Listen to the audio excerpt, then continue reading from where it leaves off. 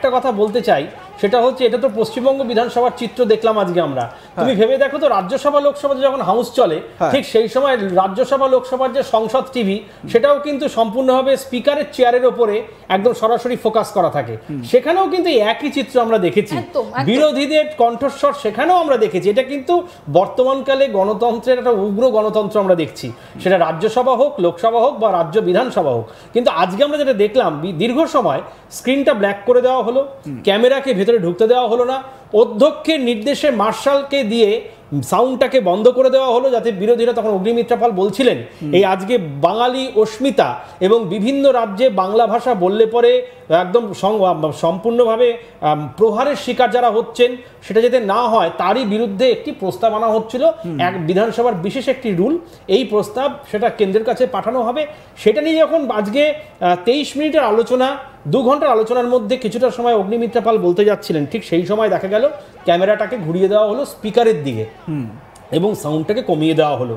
মুখ্যমন্ত্রী যখন আসলেন তখন আমরা দেখলাম আবার সাউন্ড দেওয়া হলো।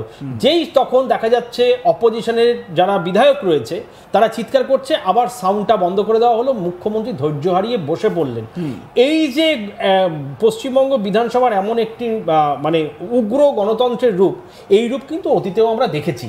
এটা কিন্তু নতুন কিছু নয়, কিন্তু মূল বিষয় হলো যে আগামী দিনের যে ভবিষ্যৎ, মানে ভবিষ্যৎ প্রজন্ম তারা কি দেখছে এবং বিধানসভার কথাও যদি আমরা বলি, বিধানসভার রেকর্ডে কি থাকছে। শুভেন্দু অধিকারী প্রত্যেকদিন মিছিল করছেন, এই বিধানসভার অলিন্দে অলিন্দে ঘুরে বেড়াচ্ছেন, চোর চোর করে স্লোগান তুলছেন। কৌশিক, এই রকম কথাও কি তিনি বলতে পারেন? না, একদমই পারেন না। কেউ কাউকে এইভাবে আক্রমণ করতে পারেন না। যদি দেখো বিধানসভা অনেক ক্ষেত্রে না এক্সপাঞ্জ বলে একটা শব্দ আছে, সেই শব্দটা স্পিকার তিনি তার ক্ষমতা বলে অনেক সময় রুলিংয়ের মাধ্যমে বিধানসভায় এক্সপাঞ্জ করিয়ে দেন অপোজিশন দলের যে বক্তব্য, সেটা যদি সরকারের বিরুদ্ধে যায়, সরকার বিরোধী হয়, এক্সপাঞ্জ করিয়ে দেয়। এটা আমরা রাজ্যসভা লোকসভাতেও দেখেছি। তোমাকে এটাও বলে রাখি, শুধুমাত্র পশ্চিমবঙ্গ বিধানসভা নয়, বারবার কিন্তু জগদীপ ধনকরের বিরুদ্ধে একটা অভিযোগ উঠতো, তিনিও তো চেয়ারম্যান ছিলেন রাজ্যসভার, তার বিরুদ্ধে অভিযোগ উঠতো তিনি আরএসএস এর মত ভাসিয়ে দিচ্ছেন, তিনি সম্পূর্ণভাবে বিজেপির মতটাকে প্রচার করছেন। বা বর্তমানে যিনি রয়েছেন লোকসভার স্পিকার ওম বিড়লা, তিনি বিজেপির হয়ে পক্ষপাতিত্ব করছেন। আমাদের রাজ্যের ক্ষেত্রেও ঠিক তাই। এর আগে তোমার মনে আছে কংগ্রেস বিধায়ক ছিলেন অরুণাভ ঘোষ, তার কিন্তু এই বিধানসভাতে তার প্রিভিলেজে ডাকা হয়েছিল, তার জেল হয়েছিল 2 ঘন্টার জন্য। এই বিধানসভাতে তাকে আটকে রাখা হয়েছিল কি কারণে জানো? স্পিকার সম্পর্কে অশালীন মন্তব্য করার জন্য। অতএব এই অধ্যক্ষের বিরুদ্ধে তো শুভেন্দু অধিকারীরাও বলেছেন যে তারাও অনাস্থা প্রস্তাব আনতে চান। হাউস যদি নির্দিষ্ট সময় চলে তাহলে অনাস্থা প্রস্তাব আনা যায়।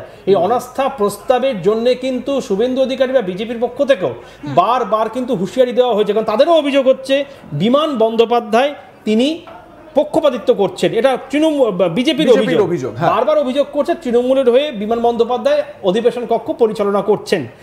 আজকের এই ঘটনা কিন্তু ফের একবার চোখে আঙ্গুল দিয়ে দেখিয়ে গেল যে house belongs to the opposition.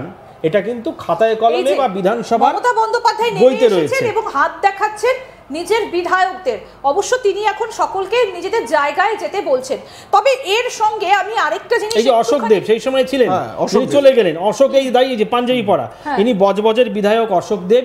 যখন ভাঙচুর হয় বিধানসভা, সেই সময় কিন্তু অশোক দেবও ছিলেন। তারপরে অসীমা পাত্র, এই যে ধনেখালির এমএলএ দাঁড়িয়ে আছেন সামনে, এনারা অনেকেই ছিলেন। এবং গৌরাঙ্গ চট্টোপাধ্যায় বা এই যে দেবাশিস কুমার, তিনি কিন্তু খুব গুরুত্বপূর্ণ ভূমিকা নিয়েছেন। না হলে যেদিকে পরিস্থিতি যাচ্ছিল, এই যে রিপোর্টাররা বসে আছেন, এরা বিধানসভার রিপোর্টার, বিধানসভার অভ্যন্তরের রিপোর্টার, এদের উপরেও কাগজ ছুঁড়ে ফেলা হয়েছে। এবং আমরা যেটা অতীতেও দেখেছি, ওয়েলে নেবে বিক্ষোভ তো অনেকেই দেখিয়েছে। আজ কিন্তু বিজেপির যারা রয়েছে তারাও কিন্তু কাগজ ছিঁড়েছে, যেটা খুবই অশালীন। আর এই যে মমতা বন্দ্যোপাধ্যায় ঠিক পেছনে যে মার্শাল রয়েছে ভোলা মুখোপাধ্যায়, তিনি কিন্তু সেদিনও ছিলেন, আজকেও তিনি রয়েছেন। সেদিন তিনি দাঁড়াতেন বুদ্ধদেব ভট্টাচার্যের পেছনে, আজকে তিনি মমতা বন্দ্যোপাধ্যায়ের পেছনে। তিনিও কিন্তু অনেক ঘটনার সাক্ষী, কিভাবে বিধানসভায় বারবার অপবিত্র করার চেষ্টা চলছে, পুনরাবৃত্তিগুলো বারবার করে উঠে আসে। আমি এক্ষেত্রে একটা জায়গা একটু ভীষণভাবে তুলে আনতে চাইবো, যে গত মঙ্গলবার থেকে আমরা একটা টানাপোড়েন কিন্তু ভীষণভাবে দেখতে পাচ্ছি। কি টানাপোড়েন না, সেনার তরফ থেকে মঞ্চ খুলে দেওয়া হয়েছিল তৃণমূল কংগ্রেসের। সেই কারণে মমতা বন্দ্যোপাধ্যায় বললেন যে তাকে দেখে নাকি 200 জন সেনা পালিয়ে গিয়েছে সেখান থেকে। তারপরে আমরা দেখলাম যে সেনার একটা ট্রাক সেই চালকের বিরুদ্ধে 4 ঘন্টার মধ্যে ব্যবস্থা নেওয়া হলো, অথচ শওকত মোল্লার এসকর্ট করা সেই যে পাইলট কার, সেই কার যখন ধাক্কা দিল একজনকে, তখন 24 ঘন্টা লেগে গেল। এবং সেই বাইক আরোহীর মৃত্যুও হয়েছে হাসপাতালে, এমনটাই জানতে পারা যাচ্ছে। যে পাইলট কারটার কথা তুমি বলছো ইন্দিরা, সেই পাইলট কারটা, সেই কারটার লাইসেন্স কিন্তু অনেক আগেই সেটা এক্সপায়ার করে গেছিল। মানে সেটা মানে এক্সপায়ার হয়ে যাওয়া লাইসেন্স নিয়ে সেই গাড়িটা চলছে, তাহলে সেই গাড়িটার বিরুদ্ধে ব্যবস্থা কেন এত দেরিতে নেওয়া হলো? আরও একটি বিষয় ইন্দিরা, কলকাতা পুলিশের তরফ থেকে একটা ভিডিও পোস্ট করা হয়, যেই সময় ওই গাড়িটা, যে সেনাবাহিনীর যে ট্রাকটা, সেই ট্রাকটা রং টার্ন নিচ্ছিল, মানে রাইট টার্ন নিচ্ছিল, তখন তাকে আটক করা হয়। তারপর আইনি পদ্ধতি, ঠিক এই যে এই ভিডিওটা।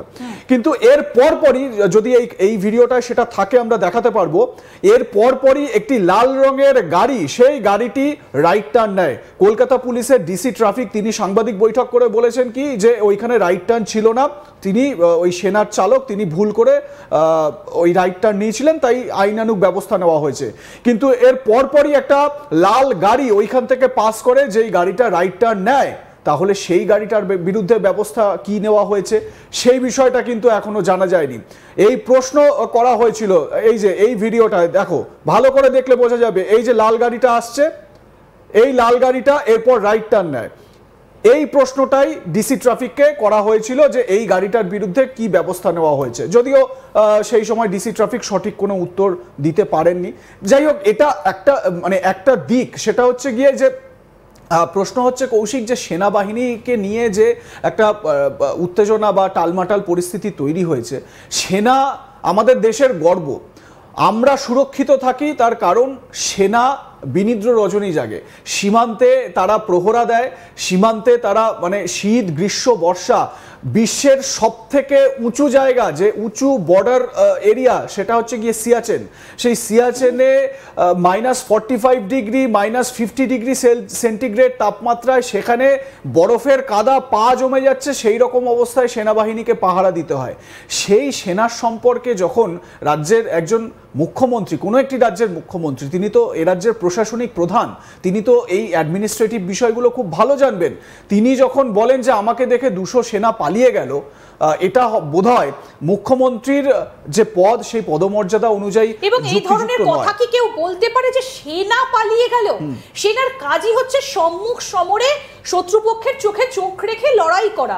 আমরা অতি সম্প্রতি অপারেশন সিন্দুর দেখেছি, কিভাবে এই যে 3 বাহিনী একসঙ্গে লড়াই করেছে। সেনা এমন কি করতে পারে যে তারা পালিয়ে গেল? যিনি এই কথাটা বলছেন, তিনি কি কিছু না ভেবেই এই কথাটা বলেছেন?